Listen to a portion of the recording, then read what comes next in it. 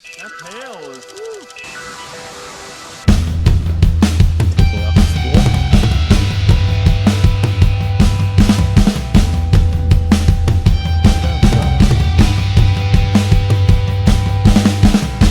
Oh yeah! Without any windscreen.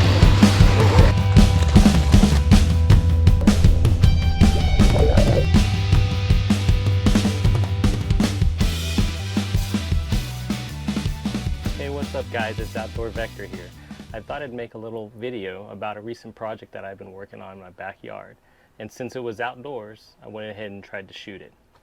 Anyway, the making a stone walkway in my backyard, and it's kind of where you have stepping stones and then a river rock surround is what I envisioned the project to be. And so the first thing I did was try to plan out, how much in materials I will actually need. Hopefully you can see how this spreadsheet was put together, and maybe you can mock up something that will help you in your endeavors as well. And I kind of first did some estimates on, or how much materials I'll actually need. So in my walkway, I have a side path and then a back path, and those two dimensions are about 4 by 13 and 4 by 24, and so I calculated that to be about 148 total square feet. And then I had to go through and then convert that area to volume because we're dealing with materials and depths. And so I just figured out 148 square feet. I did some conversions. It's 0.083 inches is how deep it is in feet. So I just calculated the volume at 12.3 cubic feet. And then I converted it to cubic yards because that's how the stone yard sells the aggregate is by cubic yard. And then I did the same thing for the surround aggregate, which is river rock, except for the surround aggregate, I had to calculate by how much of the square feet is going to be the river rock and how much is going to be the stepping stones. And so I just sort of estimated that the river rock is going to be about 70% of the total area. And then again, converted that to volume and then cubic yards. And then likewise, for the stepping stones, I just used the other percentage that I think is going to be covered by stepping stones and then work that conversion out. For stepping stones, it took a little more conversions because I had to convert to weight, because the way the stone yard sells the stepping stones is by weight alone, and it's by tons. And they kind of gave me an estimate for how many tons is in one pallet, and so then I could estimate how many tons I actually need by estimating how many square feet there are per layer of the pallet, and then how many total layers there are in the pallet. I did all those calculations, multiplied by 30% in this case because 30% of my area is going to be stepping stones, and then all those calculations multiplied together ends up to be about half a ton that I was going to need, or about 5 layers of a pallet. So once I got all materials estimates, I took all those amounts and estimated that, I'm just going to need about half a cubic yard of each of the aggregate, and then about a half ton of the stepping stones. And we'll see how that kind of works out. But then you can see how all the costs work out here. The thing that you need to keep in mind is that how to get those materials back to your house. And so for me, I don't really have a truck. I couldn't find the availability of a truck. I could have rented a truck, but I decided not to, because if you do that and transport it yourself, you have to figure in that labor. So since I had to pay for a delivery fee, you can see that the delivery fee itself, came out to about half the total cost of what I was paying for my rocks. So that's something to keep in mind. If you've got a truck and can transport it yourself to your home, you can save a lot of money by just transporting it yourself. So actually, when I was talking to the guy at the stone yard, at first I was thinking I was going to need a base layer of an aggregate and then also a sand leveling layer on top of that. But after talking with the guy at the stone yard, he was saying that I probably didn't need that leveling sand and I can just do with a base layer. And I think part of the reason for that, as you can tell from my ground here that I'm starting with, it's pretty compact already. And it's already pretty worn down, so it's a pretty solid base to begin with. So instead of having both the aggregate layer and then a leveling sand layer on top of that, I decided to just go with the base layer itself. And at the end of it, when I look back now, I think it was pretty adequate. So that's something you consider to save on cost, as well as you may not need that leveling sand layer on the very top. So as we get started here, I'm just prepping the ground really, removing these old temporary stepping stones that I was using. They're pretty cheap, you know, square concrete stepping stones that we were using. So I'm just picking it up off the ground and getting ready to prep the ground some.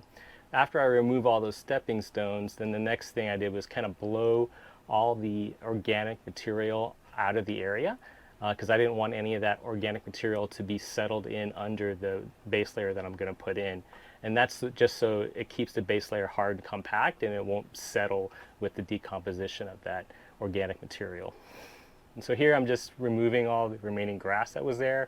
Didn't have much grass anyway, and so it's pretty easy.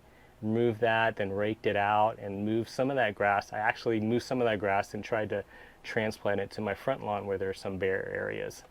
So that was pretty much it. And then the next thing I do is put in the landscape fabric, and this is just like a weed barrier to keep anything else from growing. You can tell that not much is growing on the backside anyway, so I probably didn't need that weed barrier on the backside, but I went ahead and put it in because I had a roll of it, and so I just went ahead and installed it as well.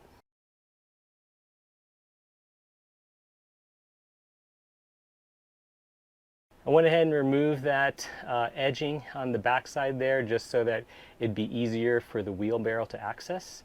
And so here I'm just shoveling in the base layer aggregate, which is a 1/2 inch minus decomposed granite, crushed granite if you will. And I'm shoveling it into a wheelbarrow, and I'll take many trips to the backyard back and forth to just dump it in.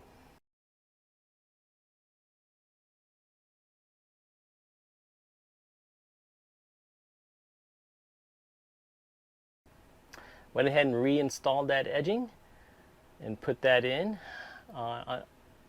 just so that I can get that layer of crushed granite all the way up to the edging all throughout the area here. I spent some time to rake it in and level it out. And then after I rake it in and level it out, I mean, it's not much grading involved here because the ground was pretty graded already. The next thing I do is take the tamper and tamp it in all throughout, and just to give it that firm compactness, so a solid base layer there. Every once in a while I have to re-rake just because I find little dips and unevenness in the ground when I tamp it out, so I re-rake it, level it out, and re-tamp it in. You can use an automatic tamper here, a machine that you rent, but this was a small enough area I didn't really think I needed to spend any more cost to go rent one of those, but that would make this job a lot easier and a lot quicker instead of using this manual tamper hand tool that I was using.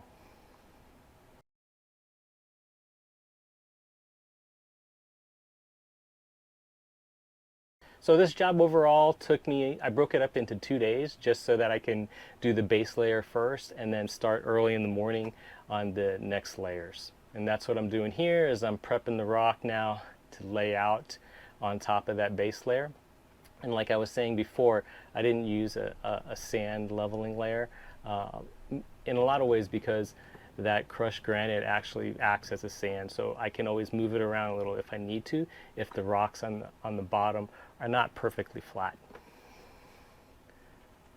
So here, the first thing I do is actually, I'm just transporting these stepping stones to the backyard just so that I can look through all the different sizes and shapes that I have to determine, you know, where I want to put some of these rocks. And when I find a good rock that I want to use for a particular area, then I'll place that specific rock right where I want it. A lot of times I'm doing that mainly because I want a big stable rock in some areas that I know I will be standing or stepping down upon, like this big rock I just placed here off the deck.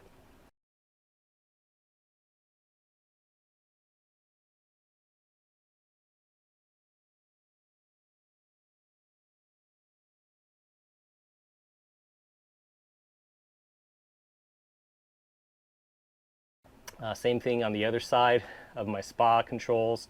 I wanted a nice area that I can stand on, so I placed a couple bigger rocks there that had a lot of mass to them so that it wouldn't move around when I'm stepping and standing in those particular areas.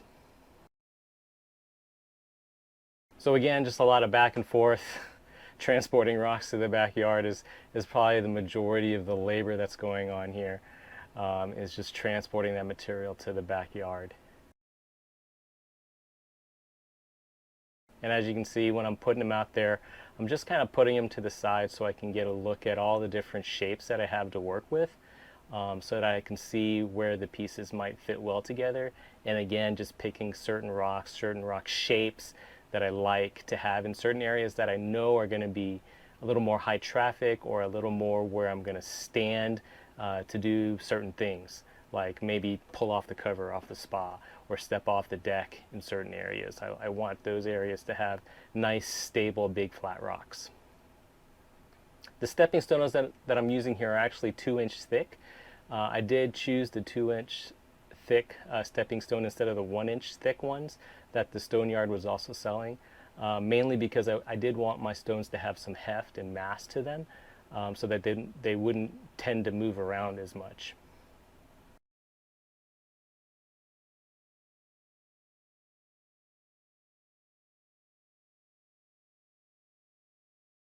You can see here I'm doing a lot of this back and forth walking on the stepping stones.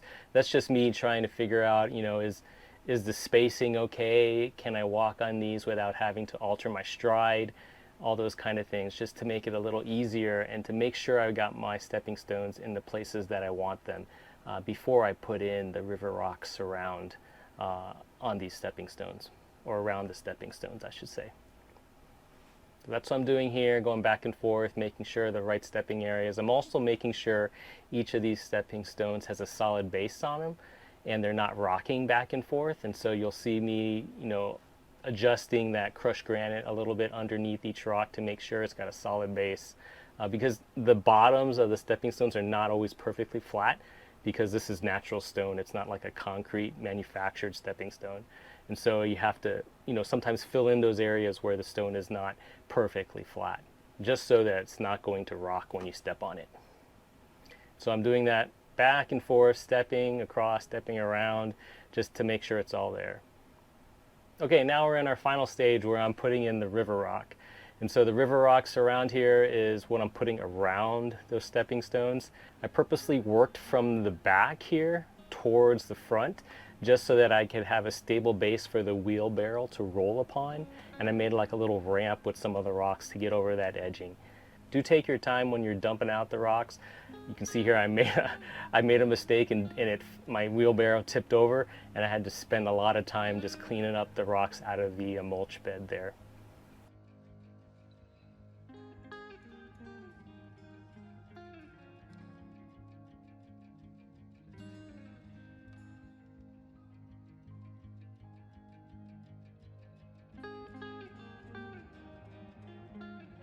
And right about here, I started realizing, I may not have enough river rock, and I may be short some, so I decided to just kind of put the remainder river rock that I have and kind of stretch it out all the way to the extended length of the area.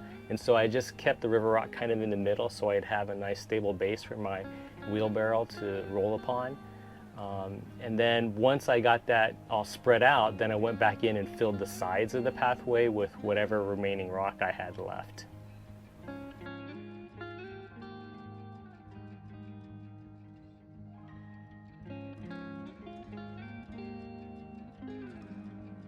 And you can tell here I used some of the ramp for my wheelbarrows as the remaining rocks to fill in some of the areas.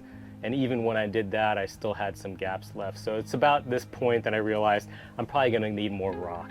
And so I went and tried to estimate how much more rock I'm going to need, and head back to the stone yard and pick up some more rock.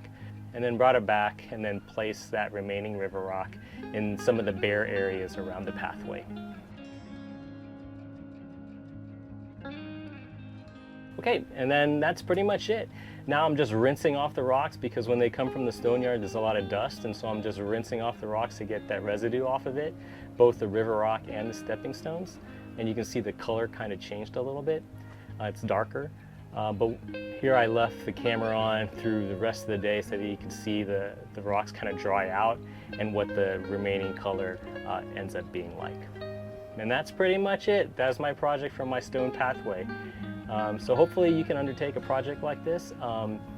It wasn't too much to actually do. It was simple in the fact that it's just manual labor, but it's also hard in the fact that it's manual labor because you're just moving a ton of rocks, literally moving a ton of rocks from the front yard to the backyard. So if you do have a way to get your rocks to the backyard, you know, near to where your project site is, that will save you a lot of labor. But anyway, it's kind of a fun project for me to do, and I saved a lot of cost by doing it myself. I could have saved even more cost if I had a truck that I could transport the rocks from the stone yard back to my house. Until next time, enjoy your time outdoors.